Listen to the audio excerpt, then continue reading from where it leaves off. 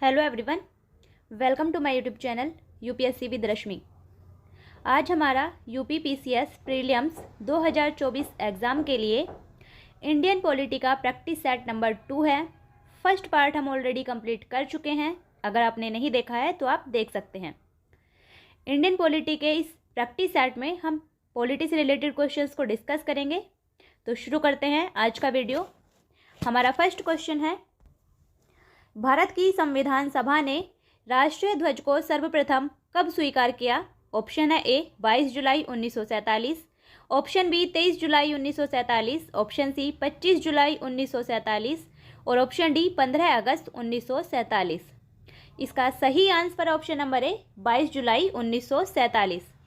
भारत की संविधान सभा ने जो हमारा राष्ट्रीय ध्वज है तिरंगा, उसे सर्वप्रथम स्वीकार किया था 22 जुलाई 1947 को। इस राष्ट्रीय ध्वज की जो लंबाई और चौड़ाई का अनुपात है वो है 3:2 और इसके बीच चक्र में कुल 24 तीलियां हैं। ये भी आपको याद रखना है। नेक्स्ट क्वेश्चन है, 42वें संविधान संशोधन द्वारा किस अनुच्छेद के माध्यम से श्रमिकों की प्रबंधन में भागीदारी सुनिश्चित की गई? ऑप्शन है ए अनुच्छेद 38, ऑप्शन बी अनुच्छेद 39A, ऑप्शन सी अनुच्छेद 45 और ऑप्शन डी अनुच्छेद 43A। इसका सही आंसर ऑप्शन नंबर डी अनुच्छेद 43A। 42वें संविधान संशोधन अधिनियम 1976 के द्वारा उद्योगों के प्रबंधन में श्रमिकों की भागीदारी को सुनिश्चित किया गया था आर्टिकल 43A के माध्यम से। इसलिए इसका सही आंसर है option number D. Next question है हमारा, राष्ट्रीय पंचांग के संबंध में कौन सा कथन सही है? यहाँ राष्ट्रीय पंचांग से संबंधित 2 कथन दिए गए हैं। कूट की सहायता से हमें बताना है कि इनमें से कौन सा ऑप्शन सही है। कथन नंबर 1 है, भारतीय राष्ट्रीय पंचांग विक्रम संवत पर आधारित है। तो ये पहला कथन गलत है, क्योंकि भारत का जो राष्ट्रीय पंचांग है वो शक संवत पर आधारित है, ना कि विक्रम संवत पर। इसलिए हमारा पहला क्वेश्चन मतलब पहला ऑप्शन गलत है। कथन नंबर 2 है, राष्ट्रीय पंचांग को 26 जनवरी 1950 से अपनाया गया है। तो ये कथन भी बिल्कुल गलत है। जो हमारा राष्ट्रीय पंचांग है जिसे ग्रेगोरियन कैलेंडर के साथ अपनाया गया था, राष्ट्रीय पंचांग को 22 मार्च 1957 को अपनाया गया है। 22 मार्च 1957।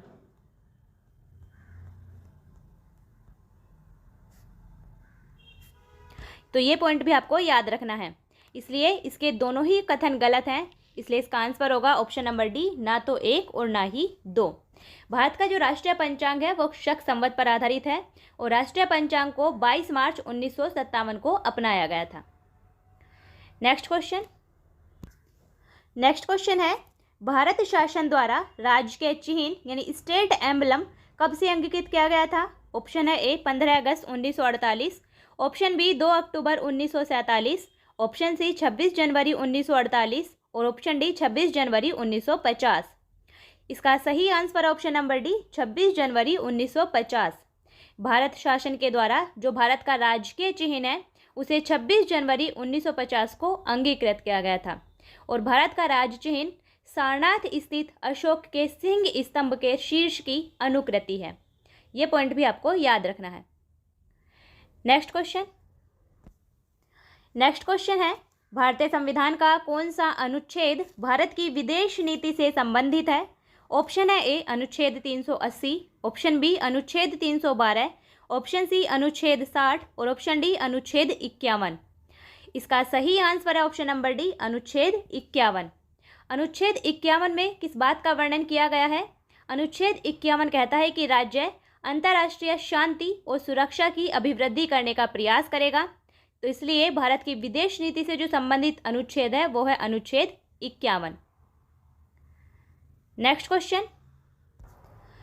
क्वेश्चन है, भारतीय संविधान में मूल अधिकारों का विचार लिया गया है। ऑप्शन है ए ब्रिटेन के संविधान से, ऑप्शन बी आयरलैंड के संविधान से, ऑप्शन सी कनाडा के संविधान से और ऑप्शन डी अमेरिका के संविधान से।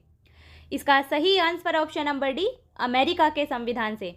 भारतीय संविधान में जो मूल अधिकारों का प्रावधान लिया गया है वो लिया गया है अमेरिका के संविधान से। नेक्स्ट नेक्स्ट क्वेश्चन है, निम्नलिखित में से कौन एक राज्य के नीति निर्देशक सिद्धांतों का उद्देश्य नहीं है, यानी इनमें से कौन सा डीपीएसपी का उद्देश्य नहीं है।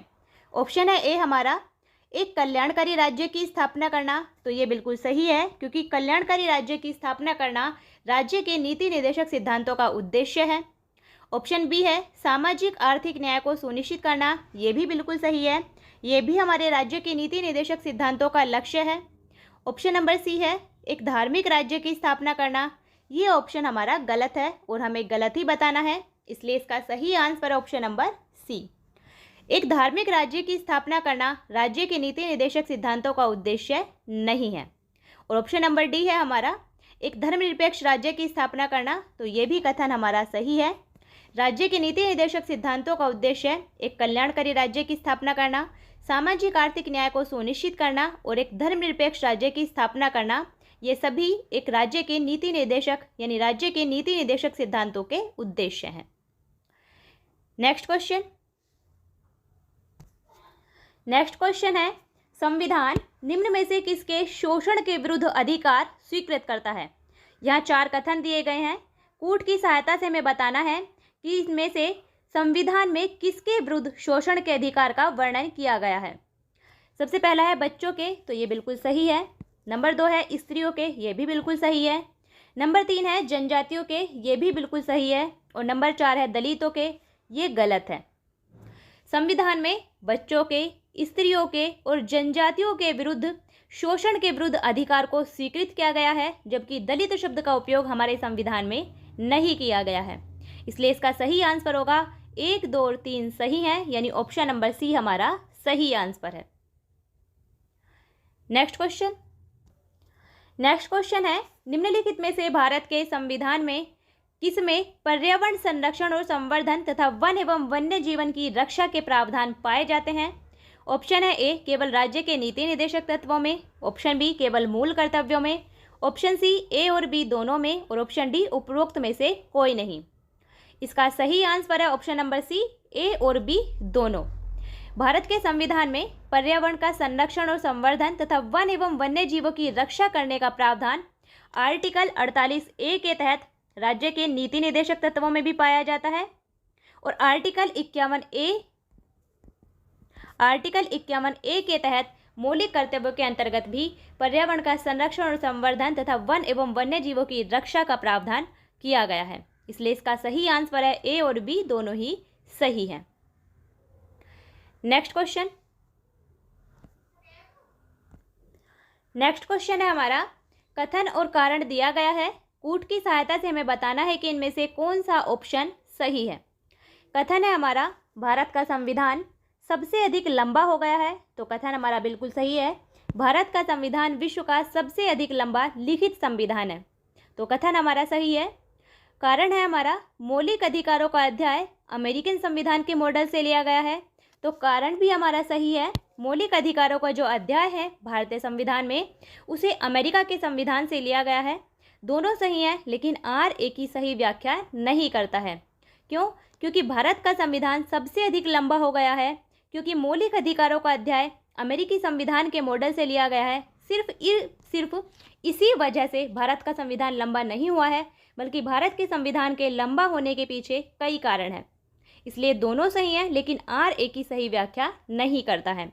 इसलिए इसका सही आंसर होगा ऑप्शन नंबर बी। ए और आर दोनों सही हैं, किंतु आर एक ही सही व्याख्या नहीं करता है। नेक्स्ट क्वेश्चन है, भारत के कल्याणकारी राज्य होने का विचार पाया जाता है। ऑप्शन है ए संविधान की प्रस्तावना में, ऑप्शन बी मौलिक अधिकारों में, ऑप्शन सी राज्य के नीति निर्देशक तत्वों में और ऑप्शन डी ए और सी दोनों में। इसका सही answer option number D A और सी दोनों में। भारत के कल्याणकारी राज्य होने का विचार संविधान की प्रस्तावना और राज्य के नीति निर्देशक तत्व दोनों में ही पाया जाता है। कैसे? संविधान की प्रस्तावना में उल्लेख किया गया है कि भारत के नागरिकों को सामाजिक, आर्थिक और राजनीतिक न्याय, विचार, अभिव्यक्ति, विश्वास, धर्म और उपासना की स्वतंत्रता, प्रतिष्ठा और अवसर की समानता, इन सभी को प्राप्त कराने का प्रयास किया जाएगा। तो ये सभी जो प्रावधान है ये कल्याणकारी राज्य के प्रावधान है। इसलिए भारत की संविधान की प्रस्तावना में भी कल्याणकारी राज्य के विचार पाए जाते हैं, इसलिए इसका ऑप्शन नंबर ए भी सही है। और राज्य के नीति निदेशक तत्वों में आर्टिकल 38 में स्पष्ट रूप से कहा गया है कि राज्य लोक कल्याण की अभिवृद्धि के लिए सामाजिक व्यवस्था बनाएगा, इसलिए राज्य के नीति निदेशक तत्वों में भी कल्याणकारी राज्य का विचार पाया जाता है, इसलिए इसका सही आंसर होगा ए और सी दोनों सही हैं। नेक्स्ट क्वेश्चन है, भारतीय संविधान में राज्य के नीति निदेशक तत्वों को निम्न में से किस देश के संविधान से लिया गया है? ऑप्शन है ए यूनाइटेड किंगडम यानी UK, option B United State of America यानी यूएसए, ऑप्शन सी आयरलैंड और ऑप्शन डी जापान। इसका सही आंसर है option number C Ireland. Bharat के संविधान में जो नीति निदेशक तत्वों का प्रावधान अपनाया गया है वो आयरलैंड के संविधान से प्रेरित है, इसलिए इसका सही आंसर है option number C. Next question है, निम्नलिखित में से राज्य के नीति निदेशक सिद्धांतों के विषय की पहचान कीजिए। यहाँ 4 कथन है, हमें बताना है कि इनमें से कौन से राज्य के नीति निदेशक सिद्धांत यानी डीपीएसपी के अंतर्गत हैं। कथन नंबर 1 है हमारा मद्य निषेध। सबसे पहले बात करते हैं राज्य के नीति निदेशक तत्वों की। तो राज्य के नीति निदेशक तत्वों का प्रावधान किया गया है संविधान के भाग 4 में और आर्टिकल 36 से लेकर 51 में। तो इतना आपको ध्यान रखना है कि राज्य के नीति निदेशक जो सिद्धांत आएंगे वो आर्टिकल 36 से लेकर 51 तक होंगे। सबसे पहला है हमारा मद्य निषेध। मद्य निषेध का वर्णन मिलता है हमें आर्टिकल 47 में। तो ये हमारे राज्य के नीति निदेशक सिद्धांत हैं, इसलिए कथन नंबर 1 हमारा सही है। कथन नंबर 2 है फैक्ट्रियों और खानों में बाल श्रम निषेध। फैक्ट्री और खानों में जो बाल श्रम निषेध ये प्रावधान किया गया है, ये प्रावधान मिलता है हमें संविधान के आर्टिकल 24 में, जो कि मौलिक अधिकारों के अंतर्गत आता है। ये नीति निदेशक तत्वों के अंतर्गत नहीं आता है, इसलिए ये तो इस आंसर का सही ऑप्शन नहीं होगा। कथन नंबर 3 है बेगार तथा बलात् श्रम निषेध। बेगार अथवा बलात् श्रम निषेध का भी प्रावधान किया गया है संविधान के आर्टिकल 23 में, जो कि हमारा मौलिक अधिकार है, ना कि नीति निदेशक सिद्धांत, इसलिए कथन नंबर 3 भी हमारा गलत है। और कथन नंबर 4 है अस्पृश्यता निषेध। अस्पृश्यता निषेध का प्रावधान किया गया है आर्टिकल 17 में, जो कि हमारा मौलिक अधिकार है, ये भी नीति निदेशक तत्वों के अंतर्गत नहीं आएगा, इसलिए इसका सही आंसर होगा केवल एक ही हमारा नीति निदेशक सिद्धांत है, यानी ऑप्शन नंबर सी हमारा सही आंसर है। नेक्स्ट क्वेश्चन है हमारा निम्नलिखित में से कौन सा एक युग्म सही सुमेलित नहीं है। एक तरफ है प्रावधान और दूसरी तरफ है स्रोत। कौन से प्रावधान को किस देश से लिया गया है वो हमें मिलाना है। हमें बताना है कि इनमें से कौन सा गलत सुमेलित है। ऑप्शन नंबर ए है हमारा मौलिक अधिकार। जो मौलिक अधिकारों का प्रावधान है उसे लिया गया है अमेरिका के संविधान से, तो ये बिल्कुल सही सुमेलित है। ऑप्शन नंबर बी है हमारा राज्य के नीति निदेशक तत्व। राज्य के नीति निदेशक तत्वों के प्रावधान को लिया गया है आयरलैंड के संविधान से, तो ये भी बिल्कुल सही सुमेलित है। ऑप्शन नंबर सी है हमारा केंद्र की अवशिष्ट शक्तियाँ। केंद्र की अवशिष्ट शक्तियों के प्रावधान को लिया गया है कनाडा के संविधान से, ना कि ऑस्ट्रेलिया के संविधान से, इसलिए ये कथन हमारा मतलब ये हमारा सही सुमेलित नहीं है। ऑस्ट्रेलिया के केंद्र की अवशिष्ट शक्तियाँ कनाडा के संविधान से प्रेरित है। अवशिष्ट शक्तियों का केंद्र में निहित होना ये कनाडा के संविधान से लिया गया है, ना कि ऑस्ट्रेलिया के संविधान से, इसलिए इसका सही आंसर होगा ऑप्शन नंबर सी, जो कि गलत सुमेलित है। और ऑप्शन नंबर डी है हमारा आपातकालीन शक्तियाँ। आपातकालीन शक्तियों का प्रावधान लिया गया है जर्मनी के वाइमर संविधान से, तो ये भी हमारा सही सुमेलित है। नेक्स्ट क्वेश्चन है राज्य के नीति निदेशक तत्व सहज अध्ययन के लिए निम्न में से कौन से भागों में विभाजित किए जा सकते हैं। मतलब जो राज्य के नीति निदेशक तत्व हैं डीपीएसपी हैं, उन्हें हम अपने अध्ययन के लिए कितने भागों में विभाजित कर सकते हैं। ऑप्शन है ए समाजवादी, ऑप्शन बी उदार बौद्धिकतावादी, ऑप्शन सी गांधीवादी और ऑप्शन डी उपरोक्त सभी। तो इसका सही आंसर होगा ऑप्शन नंबर डी उपरोक्त सभी।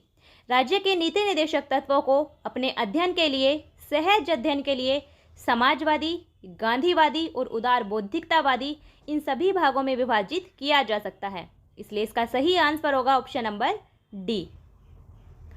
नेक्स्ट नेक्स्ट क्वेश्चन है, समान कार्य के लिए समान वेतन भारत के संविधान में सुनिश्चित किया गया एक, ऑप्शन नंबर ए मौलिक अधिकार है, ऑप्शन नंबर बी राज्य के नीति निर्देशक सिद्धांतों का अंग है, ऑप्शन नंबर सी मौलिक कर्तव्य है और ऑप्शन नंबर डी आर्थिक अधिकार है। इसका सही आंसर होगा ऑप्शन नंबर बी, राज्य के नीति निर्देशक सिद्धांतों का अंग है। समान कार्य के लिए समान वेतन, इस बात का वर्णन मिलता है हमें आर्टिकल 39 क्लोज घ के अंदर।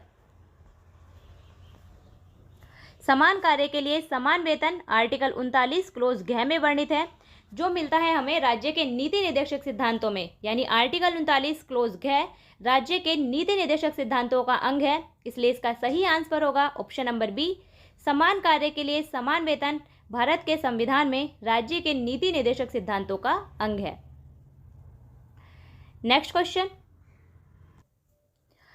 क्वेश्चन है, राज्य के नीति निर्देशक सिद्धांत एक ऐसा चेक है जो बैंक की सुविधा अनुसार अदा किया जाता है, ये किसने कहा था? ऑप्शन है ए बी.आर. अम्बेडकर ने, ऑप्शन बी के.एम. मुंशी ने, option C doctor Rajendra Prasad ने और ऑप्शन डी के.टी. शाह ने। इसका सही आंसर है option number D, K.T.. Shah ने। राज्य के नीति निर्देशक सिद्धांत एक ऐसा चेक है जो कि बैंक की सुविधा अनुसार अदा किया जाता है, ये कथन कहा था के.टी. शाह ने। नेक्स्ट क्वेश्चन है हमारा, निम्नलिखित में से कौन सा एक सही सुमेलित नहीं है? यहाँ 4 ऑप्शन दिए गए हैं, हमें बताना है कि इनमें से कौन सा गलत सुमेलित है। ऑप्शन नंबर ए है मूल कर्तव्य। मूल कर्तव्यों का वर्णन किया गया है संविधान के भाग 4 क में, तो ये बिल्कुल सही सुमेलित है। ऑप्शन नंबर बी है राज्य सरकारों का वर्णन मिलता है हमें संविधान के भाग 6 में, तो ये भी बिल्कुल सही सुमेलित है।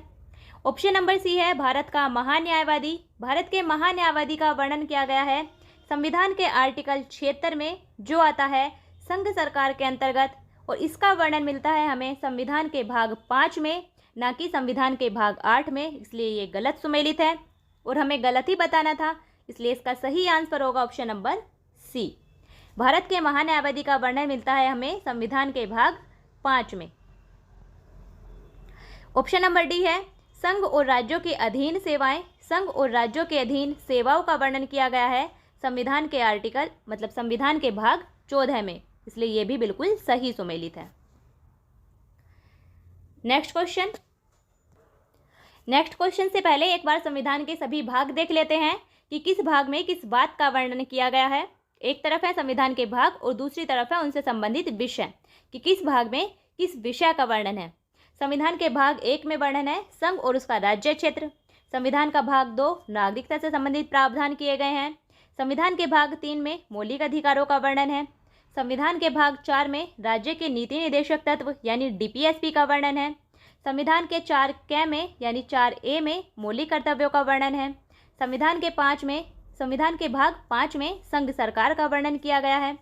संविधान के भाग 6 में राज्य सरकारों का वर्णन है। संविधान के भाग 7 को समाप्त कर दिया गया है। संविधान के भाग 7 में राज्यों से संबंधित पहली अनुसूची का खंड ख था, जिसे 7वें संविधान संशोधन अधिनियम 1976 के द्वारा निरसित कर दिया गया है, तो ये भी आपको याद रखना है। और संविधान के भाग 8 में वर्णन किया गया है संघ राज्य क्षेत्र का। इसे आगे देखते हैं। संविधान के भाग 9 में वर्णन मिलता है हमें पंचायतों का। भाग 9 क में वर्णन मिलता है नगर पालिकाओं का। भाग 9 ख में वर्णन मिलता है सहकारी समितियों का। भाग 10 में वर्णन मिलता है अनुसूचित और जनजातीय क्षेत्रों का। भाग 11 में वर्णन मिलता है संघ और राज्यों के बीच संबंधों का। भाग 12 में वर्णन मिलता है वित्त संपत्ति संविदाएं और वाद का। भाग 13 के अंतर्गत वर्णन मिलता है भारत के राज्य क्षेत्र के भीतर व्यापार, वाणिज्य और समागम। भाग 14 के अंतर्गत वर्णित है संघ और राज्यों के अधीन सेवाएं। भाग 14 के अंतर्गत वर्णित है अधिकरण यानी ट्रिब्यूनल्स। भाग 15 में वर्णन मिलता है हमें निर्वाचन का। भाग 16 के अंतर्गत प्रावधान है कुछ वर्गों के संबंध में विशेष उपबंध। भाग 17 के अंतर्गत वर्णित है राजभाषा। भाग 18 के अंतर्गत वर्णित है आपातकालीन प्रावधान। भाग 19 के अंतर्गत वर्णित है प्रकीर्ण यानी मिसलिनियस। भाग 20 के अंतर्गत वर्णित है संविधान संशोधन। और भाग 21 के अंतर्गत वर्णित है अस्थायी, संक्रमणकालीन और विशेष उपबंध। और भाग 22 के अंतर्गत वर्णित है संक्षिप्त नाम, प्रारंभ, हिंदी में प्राधिकृत पाठ और निरसन। तो ये संविधान के सभी भाग आपको याद रखने हैं। नेक्स्ट क्वेश्चन देखते हैं अब। नेक्स्ट क्वेश्चन है, भारत में न्यायिक पुनरीक्षण यानी ज्यूडिशियल रिव्यू की संकल्पना निम्नांकित देश के संविधान से ली गई है। ऑप्शन है A United Kingdom, option B संयुक्त राज्य अमेरिका, ऑप्शन सी यूएसएसआर और ऑप्शन डी ऑस्ट्रेलिया। इसका सही आंसर ऑप्शन नंबर बी संयुक्त राज्य अमेरिका।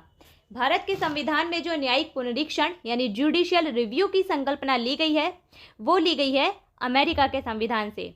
और ज्यूडिशियल रिव्यू का मतलब होता है विधायिका के द्वारा पारित कानून और कार्यपालिका के द्वारा लागू किए गए आदेशों की संवैधानिकता की परीक्षण करना, यानी उनके संवैधानिकता की जांच करना कि विधायिका ने जो भी कानून बनाया है या कार्यपालिका ने जो भी आदेश लागू किए हैं क्या वो संविधान के अकॉर्डिंग सही है या नहीं, उसे कहा जाता है ज्यूडिशियल रिव्यू।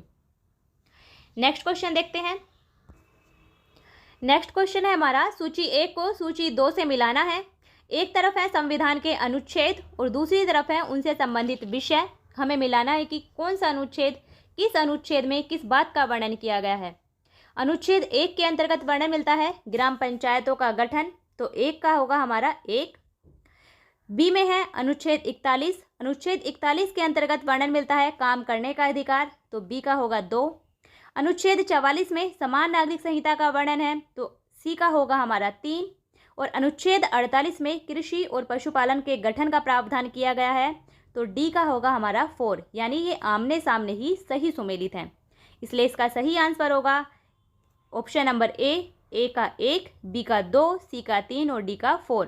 आर्टिकल 40 में ग्राम पंचायतों के गठन का प्रावधान है, आर्टिकल 41 में काम करने के अधिकार का प्रावधान है, आर्टिकल 44 में समान नागरिक संहिता का वर्णन है और आर्टिकल 48 में कृषि और पशुपालन के गठन का प्रावधान है। नेक्स्ट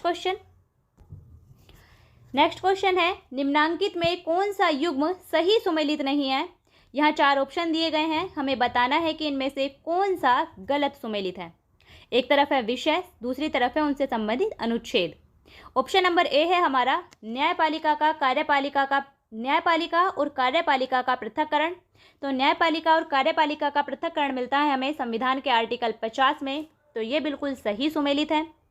ऑप्शन नंबर बी है अनुसूचित जातियों तथा अनुसूचित जनजातियों के शैक्षणिक तथा आर्थिक हितों की अभिवृद्धि, इस बात का वर्णन मिलता है हमें संविधान के आर्टिकल 46 में, तो ये भी बिल्कुल सही सुमेलित है। ऑप्शन नंबर सी है सहकारी सोसाइटियों का संवर्धन, सहकारी सोसाइटियों के संवर्धन का प्रावधान किया गया है आर्टिकल 43 बी में, ना कि आर्टिकल 43 ए में, इसलिए ये हमारा गलत सुमेलित है और हमें गलत ही बताना था, तो इसका सही आंसर होगा ऑप्शन नंबर सी। सहकारी समितियों यानी सहकारी सोसाइटियों के संवर्धन का प्रावधान किया गया है आर्टिकल 43 बी में। और ऑप्शन नंबर डी है ग्राम पंचायतों का गठन और उन्हें स्वायत्त शासन की इकाइयों के रूप में कार्य करने योग्य बनाना, इस बात का वर्णन मिलता है हमें आर्टिकल 40 में, तो ये भी बिल्कुल सही सुमेलित है। नेक्स्ट क्वेश्चन है, निम्नलिखित में से कौन एक सही सुमेलित नहीं है। हमें बताना है एक तरफ है प्रावधान और दूसरी तरफ है संविधान के भाग, इनमें से कौन सा गलत सुमेलित है। ऑप्शन नंबर ए है हमारा नागरिकता का प्रावधान किया गया है संविधान के भाग 2 में, तो ये बिल्कुल सही सुमेलित है। ऑप्शन नंबर बी है हमारा मौलिक अधिकारों का वर्णन मिलता है संविधान के भाग 3 में, तो ये भी बिल्कुल सही सुमेलित है। ऑप्शन नंबर सी है मौलिक कर्तव्य का वर्णन किया गया है संविधान के भाग 4A में, ना कि भाग 6A में, तो ये हमारा गलत सुमेलित है और हमें गलत ही बताना है, इसलिए इसका सही आंसर होगा ऑप्शन नंबर सी। मौलिक कर्तव्यों का वर्णन मिलता है संविधान के भाग 4A में। और ऑप्शन नंबर डी है राज्य सरकारों का वर्णन किया गया है संविधान के भाग 6 में, तो ये भी बिल्कुल सही सुमेलित है। नेक्स्ट क्वेश्चन है हमारा, भारतीय संविधान का कौन सा भाग और अध्याय संघ और राज्यों के बीच विधायी संबंध के बारे में है। ऑप्शन है ए भाग 11 और अध्याय 1, ऑप्शन बी भाग 11 और अध्याय 2, ऑप्शन सी भाग 12 और अध्याय 1 और ऑप्शन डी भाग 12 और अध्याय 2। तो सबसे पहला वर्णन संविधान के हमें संघ और राज्यों के बीच जो विधायी संबंधों का वर्णन किया गया है वो किया गया है संविधान के भाग 11 में। तो ऑप्शन सी और डी तो हमारे नहीं होंगे क्योंकि इनमें भाग 12 है, जबकि संघ और राज्यों के बीच जो विधायी संबंध है यानी संघ और राज्यों के बीच जो संबंधों का वर्णन मिलता है वो मिलता है हमें संविधान के भाग 11 में। अब बात आती है कि संघ और राज्यों के बीच विधायी संबंध का वर्णन अध्याय 1 में है या 2 में। तो संघ और राज्यों के बीच जो विधायी संबंध है उनका वर्णन है संविधान के अध्याय भाग 11 अध्याय 1 में। तो इसका सही आंसर होगा ऑप्शन नंबर ए। संघ और राज्यों के बीच विधायी संबंधों के बारे में वर्णन किया गया है संविधान के भाग 11 और अध्याय 1 में आर्टिकल 245 से लेकर 255 तक, जबकि संविधान के भाग 11 और अध्याय 2 में वर्णन मिलता है हमें संघ और राज्यों के बीच प्रशासनिक संबंधों का आर्टिकल 256 से लेकर 263 तक। यह भी आपको याद रखना है। अध्याय 2 में प्रशासनिक संबंधों का वर्णन है आर्टिकल 256 से लेकर 263 तक। नेक्स्ट क्वेश्चन है भारत के संविधान में उद्देशिका का विचार लिया गया है। ऑप्शन है ए इटली के संविधान से, ऑप्शन बी कनाडा के संविधान से, ऑप्शन सी फ्रांस के संविधान से और ऑप्शन डी अमेरिका के संविधान से यानी यूएसए के संविधान से। इसका सही answer option number D USA के संविधान से। भारत के संविधान में उद्देशिका यानी प्रस्तावना का विचार अमेरिका के संविधान से लिया गया है, इसलिए इसका सही आंसर होगा ऑप्शन नंबर डी। जबकि उद्देशिका की भाषा ऑस्ट्रेलिया के संविधान से ली गई है, यह भी आपको याद रखना है। नेक्स्ट क्वेश्चन है भारत की संघात्मक व्यवस्था निम्नलिखित में से किस देश से संबंधित है। ऑप्शन है A Canada, option B United Kingdom, option C संयुक्त राज्य अमेरिका और ऑप्शन डी आयरलैंड। इसका सही आंसर है option number A Canada. Bharat की जो संघात्मक व्यवस्था है वो कनाडा के संविधान से प्रेरित है, इसलिए इसका सही आंसर है option number A. Next question है भारत ने समवर्ती सूची की संकल्पना उद्धृत की है। ऑप्शन है ए यूएसए के संविधान से, ऑप्शन बी स्विट्जरलैंड के संविधान से, ऑप्शन सी ऑस्ट्रेलिया के संविधान से और ऑप्शन डी यूएसएसआर के संविधान से। तो इसका सही आंसर है ऑप्शन नंबर सी ऑस्ट्रेलिया के संविधान से। भारत ने जो समवर्ती सूची की संकल्पना को अपनाया है वो अपनाया है ऑस्ट्रेलिया के संविधान से, इसलिए इसका सही आंसर है ऑप्शन नंबर सी। समवर्ती सूची में उन विषयों को शामिल किया गया है जिन पर केंद्र सरकार और राज्य सरकारें दोनों ही कानून बना सकती हैं, लेकिन अगर दोनों के कानून में टकराव होता है तो उसमें केंद्र का कानून प्रभावी होता है। ये आपको याद रखना है। नेक्स्ट क्वेश्चन, आज के लिए इतने ही क्वेश्चंस थे। अगर आपने पहला पार्ट नहीं देखा है तो आप पहला पार्ट देख सकते हैं। अच्छे से पढ़िए, रिवाइज करिए। फिर मिलते हैं नेक्स्ट वीडियो में, तब तक के लिए बेस्ट ऑफ लक।